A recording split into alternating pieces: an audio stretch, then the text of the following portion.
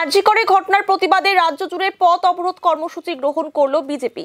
বিভিন্ন জায়গার পাশাপাশি শিলিগুড়িতেও বিক্ষোভে শামিল হলেন বিজেপির শিলিগুড়ি সাংগঠনিক জেলার কার্যকর্তারা।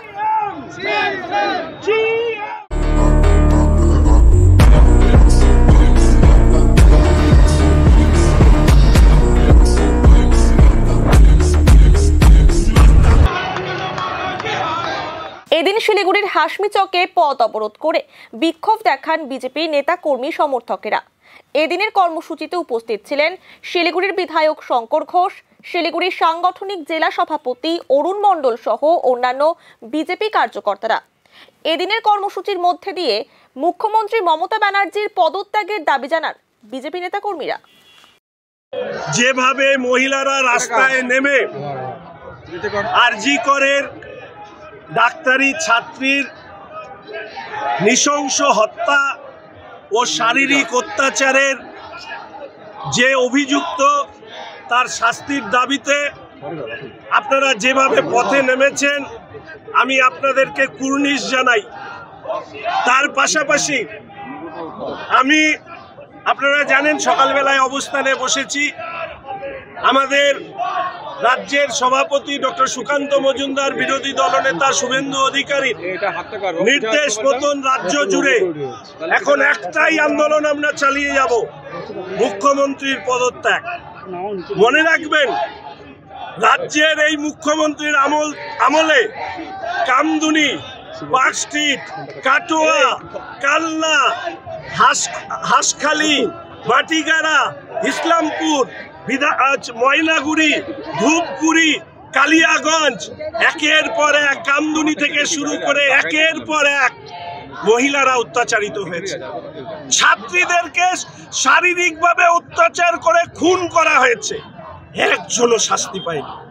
এখানে আপনারা এত চ্যানেল, বলতে পারবেন কোন রুচিবোধের পরিচয় এটা, যে রুচিতে এত মহিলার সাথে নৃশংসভাবে শারীরিক অত্যাচার হওয়ার পরেও শাস্তি পায়নি, অথচ মুখ্যমন্ত্রী সেই পদে বসে আছে। বলছে নাকি আরজিকরে যারা করেছে তাদের রুচির বিকৃতি আছে। আমি যদি বলি, আমাকে একজন মা বলছে যে এই মমতা ব্যানার্জির রুচির বিকৃতি আছে। যদি রুচির বিকৃতি না থাকতো তাহলে এতদিনে অপরাধীরা শাস্তি পেত। তাহলে কি এটা বলতে হবে যে মমতা ব্যানার্জি রাজ্যের মহিলাদের উপর যে অত্যাচার হচ্ছে সেই অত্যাচার উপভোগ করেন? তিনি টিভির পর্দায় এই অত্যাচার সামনে আসলে তিনি উপভোগ করেন? ঘেন্না করে গেছে এই মুখ্যমন্ত্রীর প্রতি, ধিক্কার জানানোর ভাষা নেই। আজকে যে ঘটনা ঘটছে, যদি মুখ্যমন্ত্রী ভেবে থাকেন যে দাবানল ছড়িয়ে পড়েছে রাজ্যে, পতাকা ছাড়া একটাই দাবি, সেটা হচ্ছে মুখ্যমন্ত্রীর পদত্যাগ। এটাকে বন্ধ করবার ক্ষমতা মুখ্যমন্ত্রীর নেই। আর পুলিশ অফিসার, বিশেষ করে কলকাতা পুলিশ কমিশনার সহ বেশ কিছু পুলিশ অফিসার, তারা সংবিধানের বদলে কালীঘাটের দাসত্ব করছেন। আরজি করে ৪-৫ হাজার লোক নিয়ে এসে আক্রমণ শানানো হলো।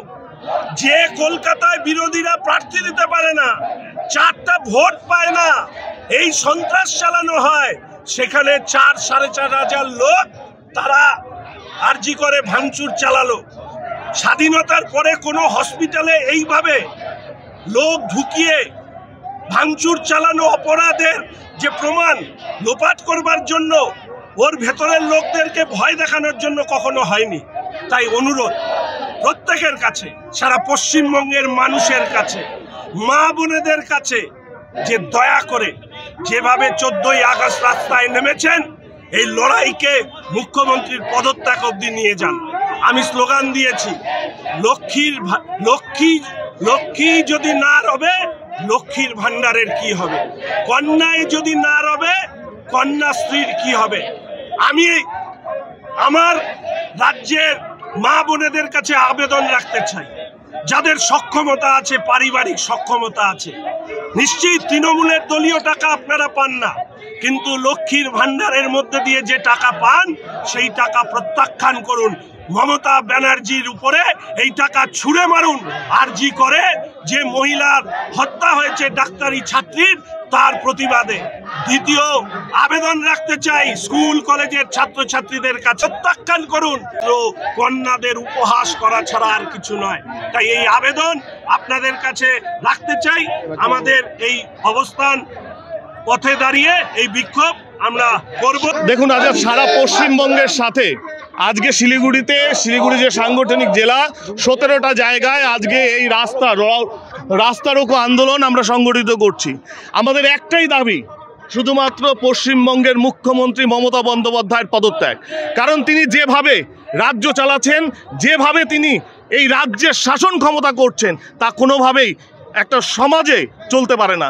তার জন্য সারা পশ্চিমবঙ্গের সাথেই আমরা আজকে এই শিলিগুড়িতে 17টা জায়গায় আমরা আজকে রাস্তা রোকো আন্দোলন করছি। এরকম একটা মুখ্যমন্ত্রী হতে পারে যিনি নিজে মহিলা। পশ্চিমবঙ্গের একজনও নারীরা কেউ সুরক্ষিত নয়, শুধুমাত্র কন্যাশ্রী দিয়ে মুখ্যমন্ত্রী রাজ্য চালাতে চাইছেন। আমরা তাই অবিলম্বে যেমন আরজি করের তদন্ত এবং তার শাস্তি, তার সাথে সাথে মুখ্যমন্ত্রীর পদত্যাগ, এর জন্য আমাদের আজকের একমাত্র এই কারণেই আমরা আজকের এই ধর্ণা এবং পথ অবরোধ।